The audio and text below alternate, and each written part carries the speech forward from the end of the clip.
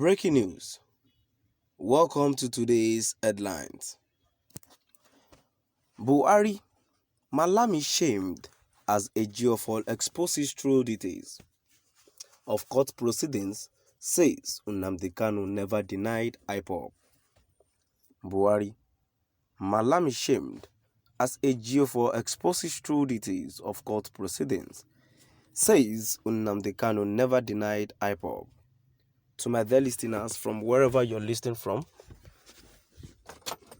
please stay tuned as I read today's news. Ifeanyi Ejiofor, the lead counsel of Nnamdi Kanu, the indigenous people of Biafra's leader, has responded to assertions by the Nigerian government lawyer that the IPOB leader vehemently rejected membership in IPOB. He stated that contrary to the assertions of the federal government lawyer, Shāmē, Kanu never disputed being a member of IPOB in court. Kanu's lawyer stated this in a statement on Thursday, January 20 morning, in response that Kanu denied being a member and leader of IPOB during Wednesday's court sessions in Abuja.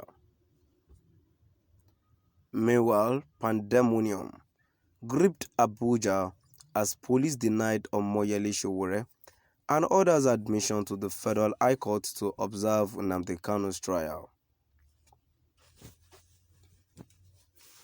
Omoyele Sowore, a former presidential contender, was also allegedly assaulted by hoodlums while police opened fire. On Wednesday, January 19, the trial of the arrested IPOB leader who is facing a 15-count amended accusation touching on terrorism resumed. How the federal government accused Kanu of denying IPOB. How the federal government accused Kanu of denying IPOB. Shāmē, the Nigerian government's lead counsel in the prosecution of Nnamdi Kanu, the leader of the indigenous people of Biafra, claims Kanu denied membership in the organization. The Nigerian government had charged Kanu with treason, including 15 new accusations filed on Monday. Magaji claimed this during a press conference with journalists on the court grounds following the trial's adjournment until February 16. The attorney who appeared in court on Wednesday with two prosecution witnesses expressed displeasure that the trial could not begin immediately. According to him, the defense team surprised the court with one application for bail and another seeking to dismiss Kanu's allegations. Magaji continued by stating that Kanu vehemently denied being a part of IPOB. Ejiofor establishes the fact regarding Kanu's alleged IPOB denial. Ejiofor establishes the fact regarding Kanu's alleged IPOB denial. Barrister Ifeanyi Ejiofor stated in a swift response to the narrative presented by the counsel to the federal government, former lead counsel to Nnamdi Kanu, that the IPOB leader only vehemently contested the fact that IPOB is a terrorist organization and that being its leader is a crime.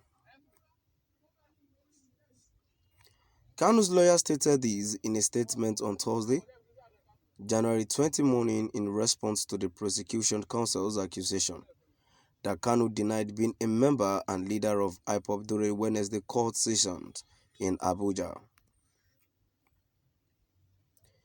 As Ejiofor stated,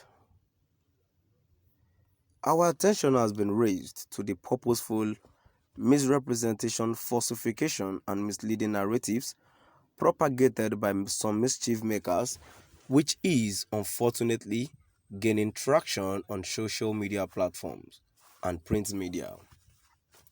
As such, we must provide explanations and dispel doubt.